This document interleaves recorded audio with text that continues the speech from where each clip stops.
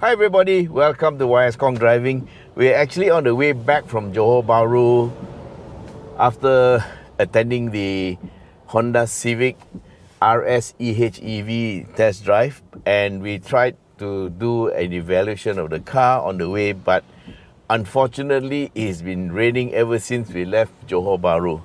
And so now here we are in Seremban, and we don't have very much distance left to get back to KL, so I have found a small stretch of road and I'm going to do a driving evaluation of this Civic. So here we go.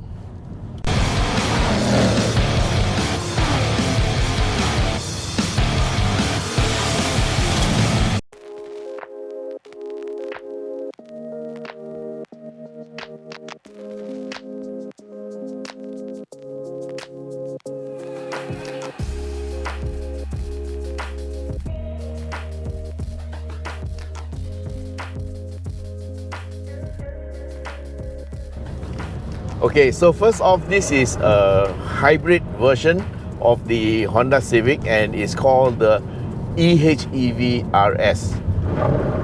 Oh, that's standing water on the road. Yeah, it's very heavy rain.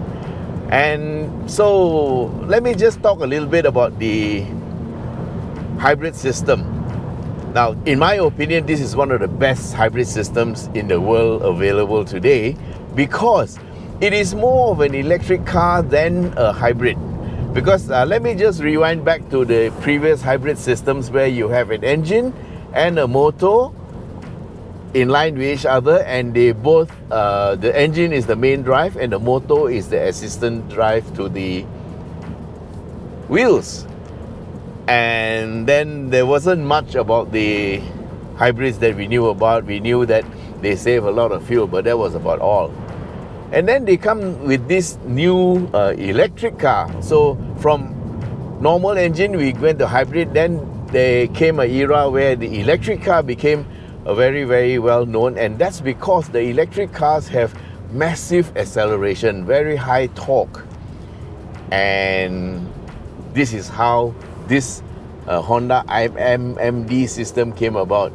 So I say it's essentially an electric car with an engine to charge the battery. And why do I say that? Because the electric motor does most of the driving. I would say maybe 80-90% of the driving of this car, because when you first start off, you turn the ignition on, there's no engine sound. Okay, that's because all you've done was turn on the switch, and it always starts off in electric mode.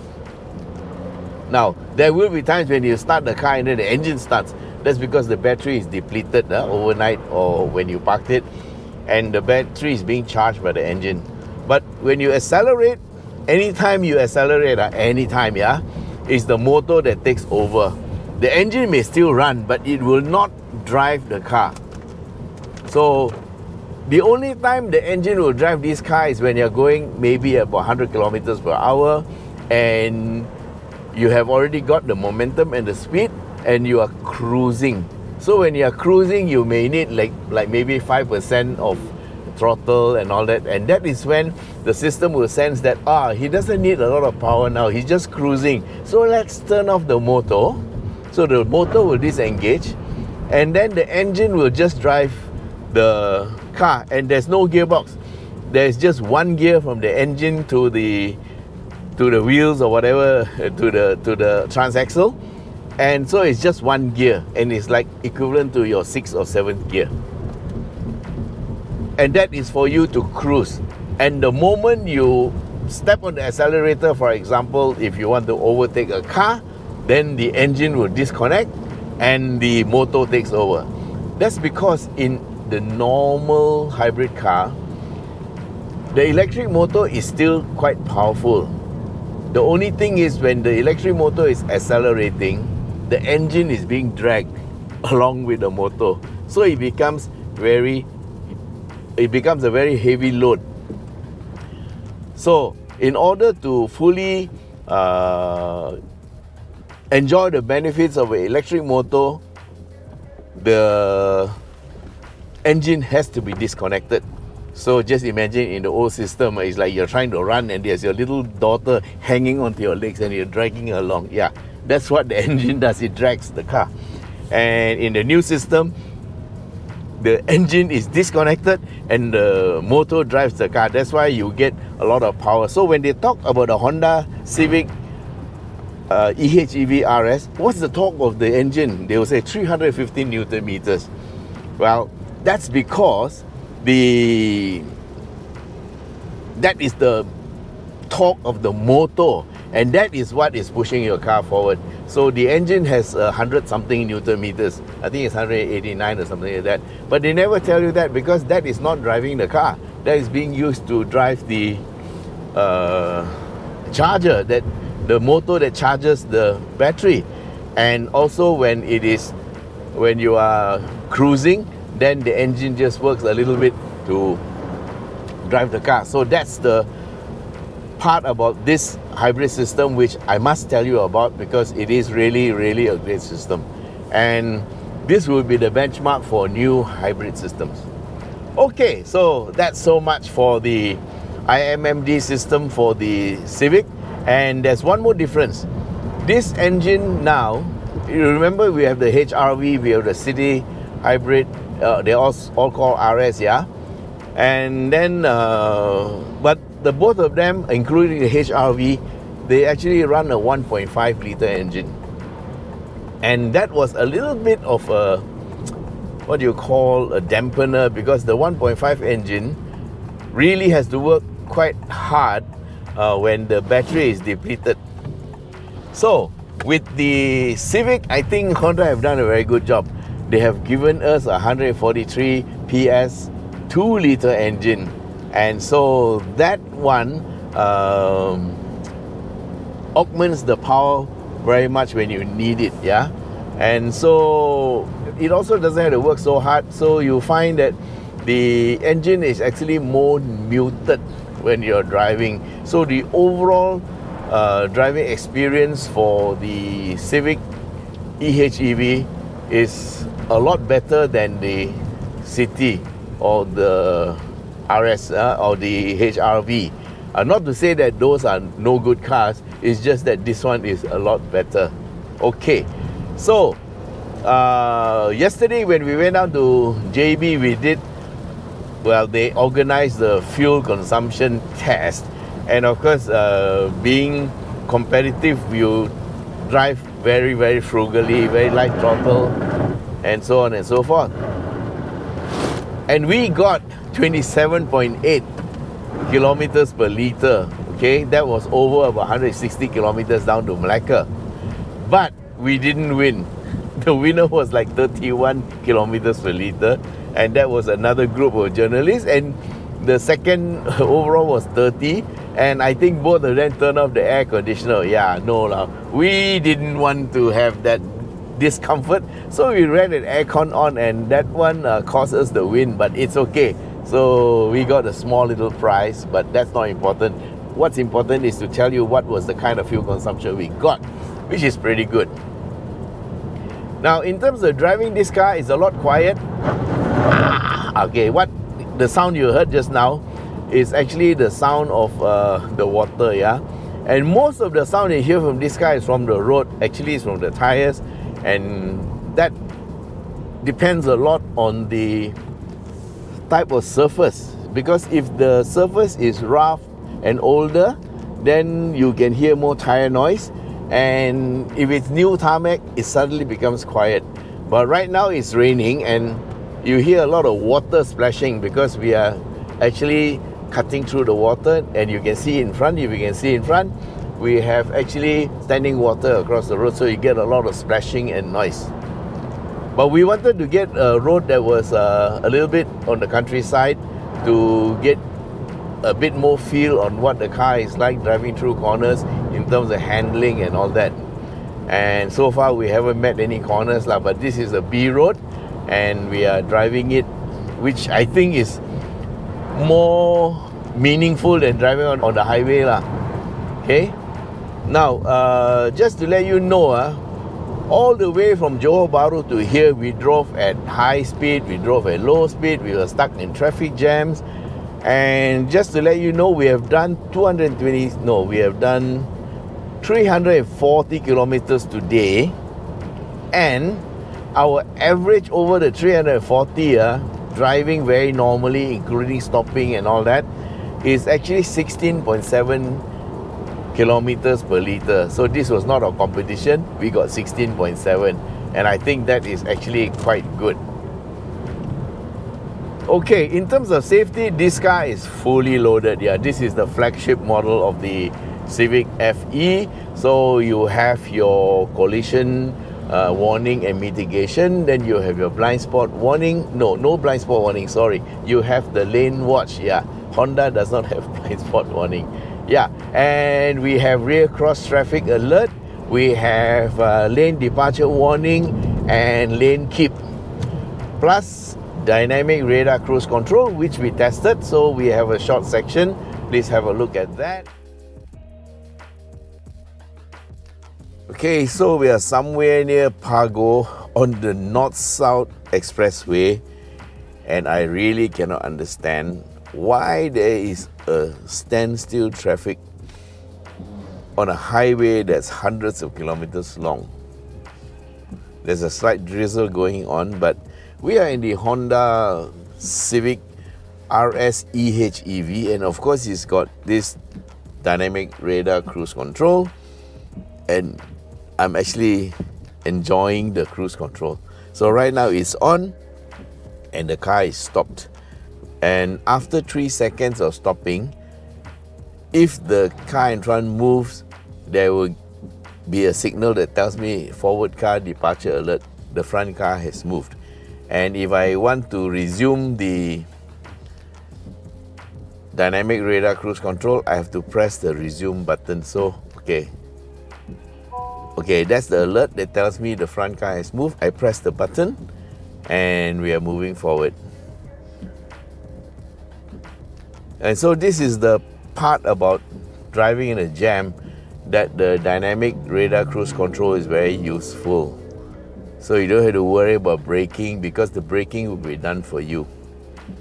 And this way you won't get these minor fender benders, yeah? So if the front car does not stop for more than 3 seconds, it will resume by itself. Right now on the meter it says my dynamic radar cruise control is set at 120 kilometers per hour. But we are crawling at 9 kilometers per hour. So if there was a gap and the car could go, it would accelerate to 120. So that's how it works. Well, I normally don't use dynamic radar cruise control because I believe in being in control of the car, especially at speed. But now I have found that in a traffic jam like this, it's actually very good. So you just stay in your lane and you don't have to press the brake and don't have to worry about it, because the system will take care of it. So I like this part of the autonomous driving bit. So let's see.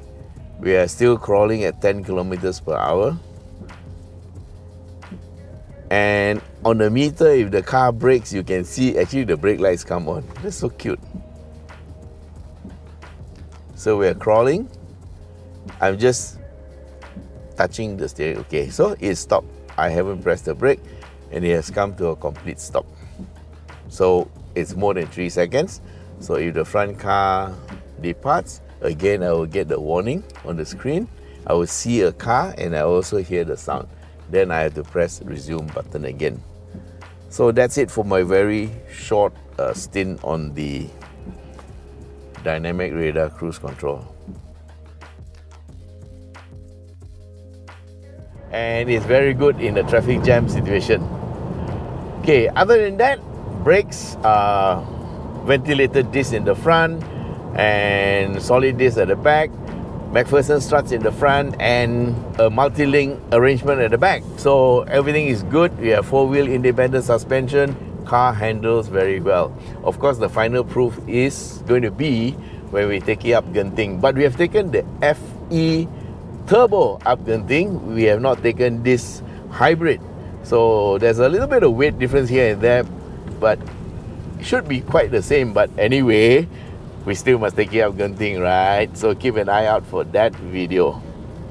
Now in terms of size, this is exactly the same as the Civic FE. The main things you want to know is it's a little bit longer than the old one. It's 4458 or something like that kind of length.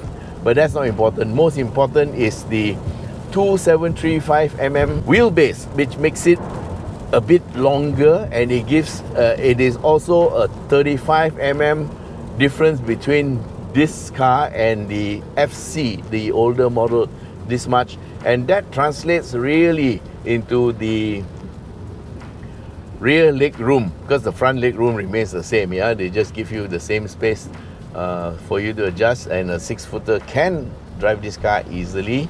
So this is a very large C segment sedan, bordering into the D segment size already, because it's really wide. Let me talk to Sean.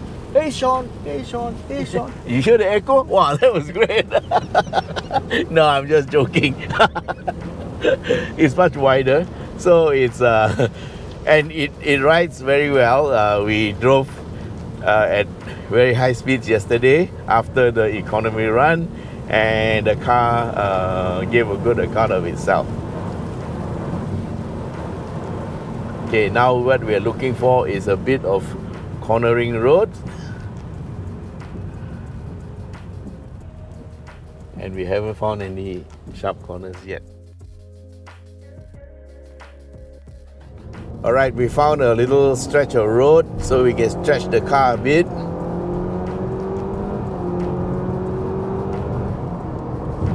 So there are little pedal shifters, and there is a sport mode. Now, yeah, I forgot to tell you, there are actually 3 modes. They have Eco, and here we go. So that is Econ mode. Sorry, they have Econ mode now. So with Econ mode it's tuned for lean mixture and good fuel economy. Then you have a normal mode. All you do is just push this button on the center console, and of course there's a sport mode, and with sport mode I think there's some sound addition to make it sound good. Here we go.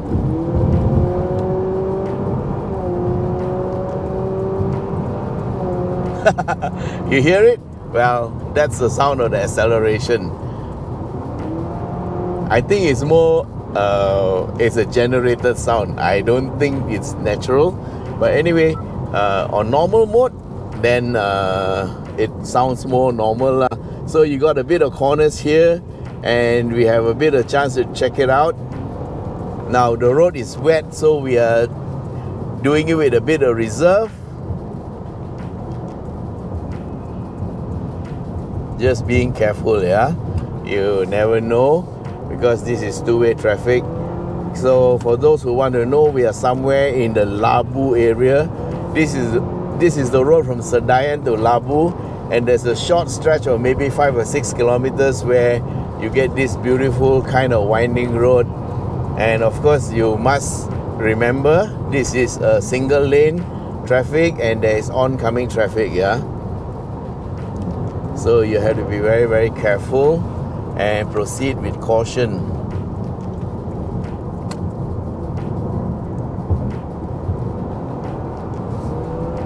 So how does the car feel? Well, it feels quite nice, quite okay, well planted, yeah.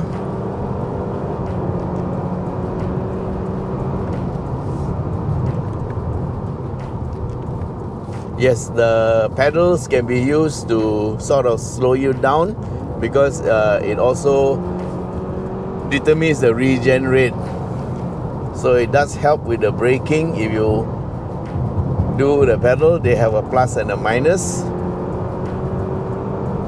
just like the normal pedal. Yes, it does help with the retardation.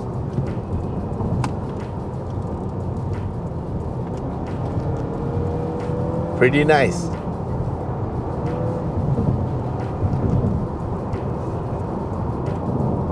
And don't forget, the road is still wet, although the rain has stopped. Well, I'm very glad, because it's been raining the whole day.